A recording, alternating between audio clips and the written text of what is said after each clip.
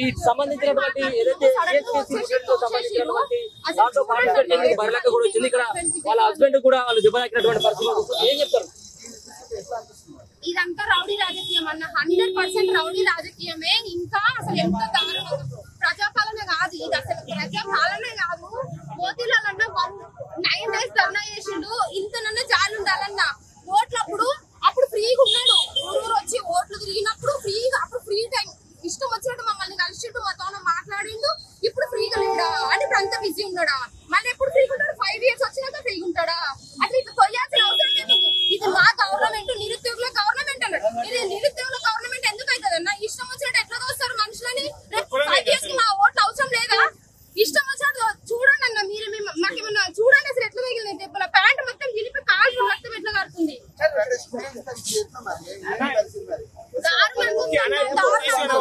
Revanth Reddy sir రావాలి, మాకు first mega TS ఇవ్వాలి, గ్రూప్ 2 పోస్టులు పెంచాలి, గ్రూప్ 1 100 ఇవ్వాలి. ఏం రెస్పాండ్ అవుతున్నాడు? ఆయన బిజీగా ఉన్నాడు, తెల్లవాళ్ళని కలవడానికి, వాళ్ళని కలవడానికి, వీళ్ళని కలవడానికి బిజీగా ఉన్నాడు. కానీ మమ్మల్ని పట్టించుకున్నాడు, ఓట్లు మాతో ఇప్పించుకున్నాడు, ఫారెన్ వాళ్ళని కలుస్తుండు, వాళ్ళ నీళ్ళని కలుస్తుండు. రీసెంట్ గా రేవంత్ రెడ్డి సార్ ఏమంటాడు? చంద్రబాబు నాయుడు శిష్యుడు అంటాడు. చంద్రబాబు నాయుడు సార్ అంతా బాగా చేస్తుండు ఆంధ్రప్రదేశ్, ఆయన చూసిన శిష్యుడు అంటే మరి ఏం చేస్తున్నాడు? ఒక జాబ్ ఇవ్వలేదు అన్న, 15,000 జాబ్ ఫిల్అప్ చేసినాం, ఎక్కగానే అన్నాడు. ఎవరేసిరన్న? టీఆర్ఎస్ గవర్నమెంట్ వేసింది జాబ్. నిరుద్యోగులను పట్టించుకుంటున్నాడు, ఏం పట్టించుకున్నాడు? నిరుద్యోగులు ఇప్పుడు పట్టించుకున్నాడు.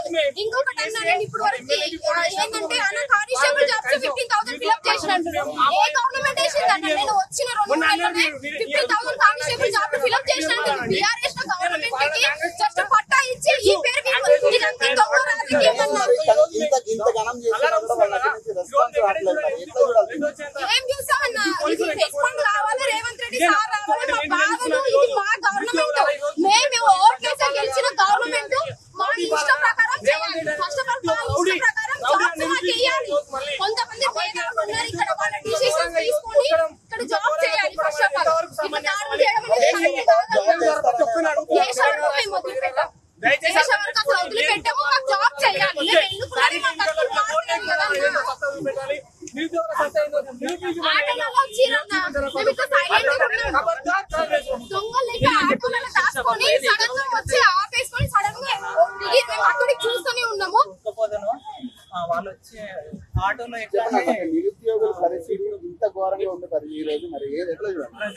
ఈ రోజు నిరుద్యోగుల పరిస్థితి ఘోరంగా ఉందంటే, ఇప్పుడు రోడ్డుకి ఆందోళన చేస్తున్నారంటే ఏం గురించి చేస్తున్నారు?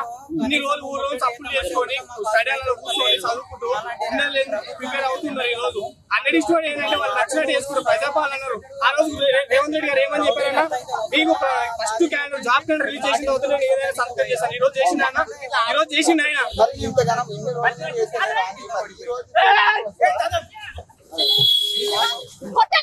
పట్టుకోండి సార్, కొట్టండి. మీరు చేసే ఆఘాతానికి నా హస్బెండ్ కి దెబ్బలు తగిలి వస్తే చూడండి. మీరు కూడా ఒకప్పుడు నిరుద్యోగులే కదా, ఎట్లా కొడతారు సార్ మీరు?